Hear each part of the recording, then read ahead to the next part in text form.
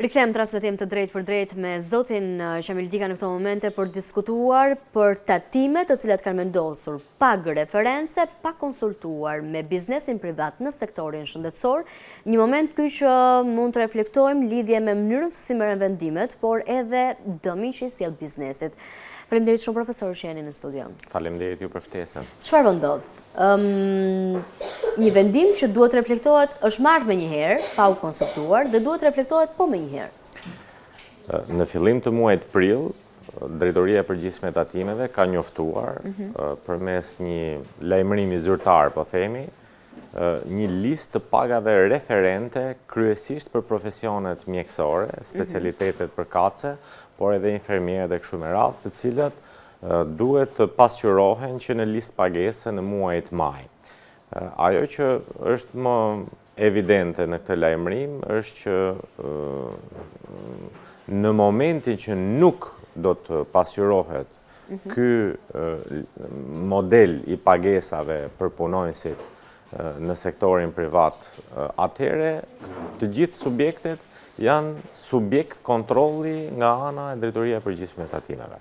Në këtë pikpamje, unë mendoj që së pari është pozitive orientimi drejt rritjes së pagesave në sektorin privat për stafin mjekësor, por mënyra e zbatimit, pra mos konsultimi me vetë sektorin së pari. Pra, po më thonë që nuk ka pasur në asnjë moment një lajmërim, një sinjal që ky vendim mund të merret në një moment.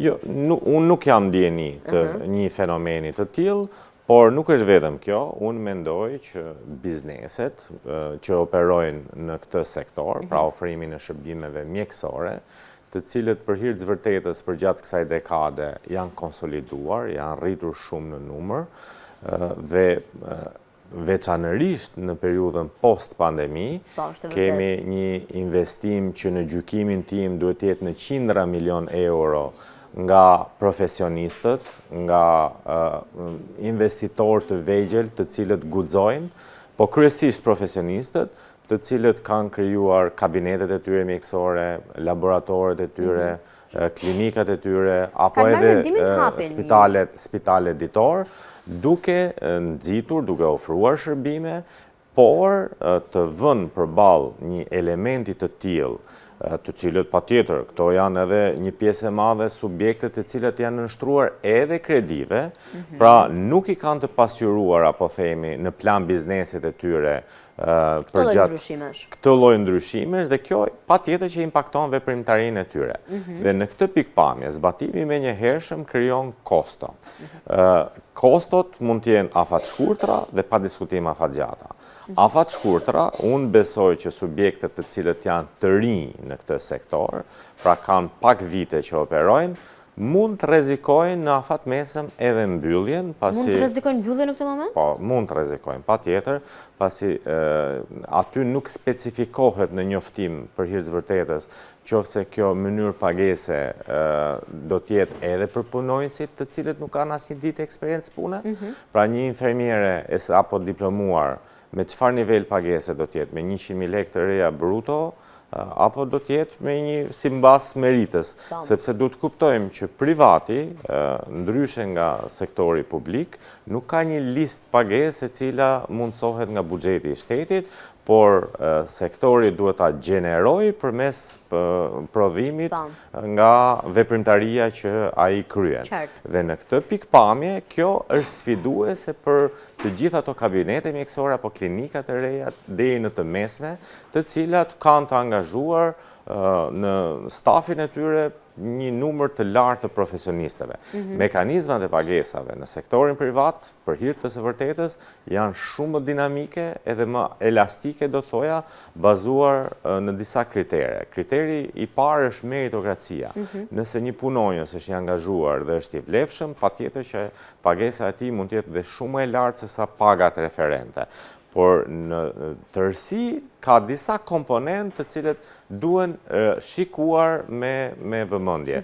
Ndërkohë që edhe në këtë sektor për operatorët që janë të konsoliduar tashmë, me një numër të lartë punonjësish, të cilët besoj që nuk shkojnë në këto nivele pagesash, rritja e menjëhershme do të krijonte pa diskutim një rishikim ndoshta të numrit të stafit. Pra, ndoshta mund të kemi edhe shkurtime nga operatorë që kanë numra të mëdhenj të punonjësve, duke i atashuar ato procese pune, duke i rishpërndarë tek stafi. Momentin që biznesit tashmë është njohur, pra njoftimi ka ardhur të gjithëve besoj. Po njoftimi është Gjithë subjekteve. Momentin që nuk e respekton ose ke nevojë për kohën personale për ta marrë si vendim. Çfarë rrezikon të ndodhë?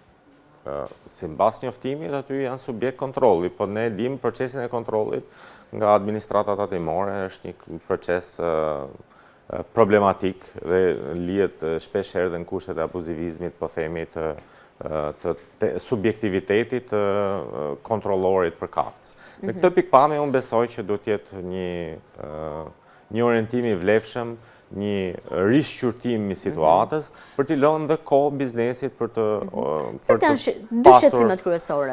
Fazat përkatëse, ndoshta unë mendoj që një shtatori ose më mirë një janari 2027 është akoma më mirë që dhe ky vendim t'jetë me fazat të ndërmjetme.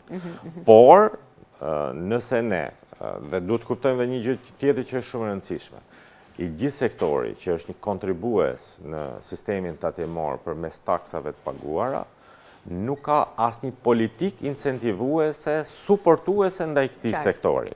Dhe kjo është një element e cila duhet manifestuar, pra nëse ne kemi prioritet bujqësinë, apo turizmin, apo ndërtimin, patjetër këto sektor janë përfituese me politika të veçanta nga ana e qeverisë për subvencionimin në rastin e bujqësisë, po themi, apo agroturizmit, për turizmin patjetër ka politika të shumta suportuese dhe shumë mirë që ka, por ne po shohim konsolidimin e sektorit privat në ofrimin e kujdesit shëndetësor, i cili nuk ka asnjë politikë të vetme incentivuese, suportuese nga administrata. A rrezikojmë të shkojmë drejt uljes së cilësisë në sektorin shëndetësor në këtë moment nga sektori privat, pra nëse kemi të bëjmë me reduktim të stafit? Ka pasoja në këtë aspekt? Pra doja të ndalesha tek pasojat që prodhon vendimi. Në drejtim të cilësisë nuk besoj, sepse momentin që ulet cilësia, qytetari nuk mund ta frekuentojë një operator që nuk ofron shërbim cilësor. Në këtë pikpamje ne rrezikojmë të rriten çmimet e tarifave të shërbimeve për të kompensuar këtë pikpamje, se fatura do të atashohet diku dhe kjo është ne vazhdojmë të bëjmë vetëm dëm qytetarit në këtë perspektivë, në çdo vendimi që merret. Shiko, qeveria ka në sektorin privat, ky është momenti i dytë, pra rritja e pagës minimale ishte vjet që atakon personelin e mesëm, po themi, dhe së dyti është ky vendim. Edhe nga kjo pikpamje stafi përfiton, por mekanizmi i ofrimit të pagesës në sektorin privat është përmes prodhimit, përmes veprimtarisë që ofron. Dhe nga kjo pikpamje mendoj që risku është afatmesëm për biznesin i cili është i pakonsoliduar ende. Pra, nëse ne do t'i lenim kohën e duhur, do të konsultohej që ky vendim kishte një kohë të ndërmjetme dhe jo menjëherë i zbatueshëm, pra e deklarojmë në fillim të muajit prill për ta zbatuar në fund të muajit prill. Kjo krijon kosto të parësyeshme për biznesin. Të shumë punonjësit në këtë sektor që janë larguar nga Shqipëria, kryesisht drejt Gjermanisë vitet e fundit. A ka një strategji në këtë mes që të rrisim pagën për t'i mbajtur më shumë në Shqipëri, apo? E vërteta është që në sektorin publik ka vendimet herpashershme në rritjen e sektorit publik. Sektori privat është gjithmonë shumë motivues. Në këtë drejtim, dentistria apo sektori i kujdesit dentar performon shumë më mirë në raport me sektoret e tjerë dhe këtu kjo ndodh vetëm fal aftësive profesionale, guximit, si përmarrje së profesionistëve në këtë sektor, të cilët përmes veprimtarisë së tyre kanë arritur të jenë shumë atraktiv dhe të pasuportuar nga institucionet publike, apo politika, apo strategji të caktuara për fuqizimin e turizmit mjekësor. Tani, turizmi dentar është një realitet i cili për më shumë se një dekadë është Pasur një kthyer ngritje në shumë një sektor shumë performant në sistemi shëndetësor dhe unë gjykoj që sistemi në tërësi duhet mbështetur për të konsoliduar këtë traditë tashmë që është vendosur në kujdesin detar, edhe në sektor të tjerë. Pra sektori i kujdesit mjekësor është ai që rrit qëndrueshmërinë dhe performancën e sistemit shëndetësor në tërësi. Nga kjo pikpamje besoj që administrata duhet jetë shumë më supportuese, lehtësuese dhe me politika të qarta për të ofruar një strategji Keni menduar që të afatmesme. gjithë të bëni një kërkesë që të mos të cënoheni në këtë moment, u jepet kohë, të merrni kërkesat që ju dëshironi?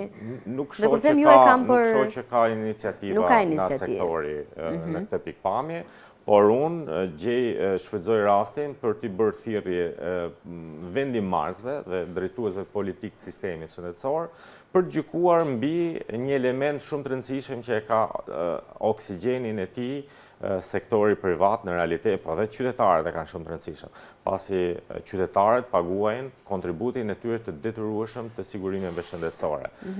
Dhe duhet jetë qytetari ai që duhet zgjedhë se ku do ta shpenzojë këtë kontribut të tij të më shumë se 3 dekadave. Do ta shpenzoj atje ku beson më shumë, ke mjeku i cili beson më shumë dhe tek operatori që akseson në kohën e tij reale apo ku besimi i tij është më i lartë në raport me shërbimin.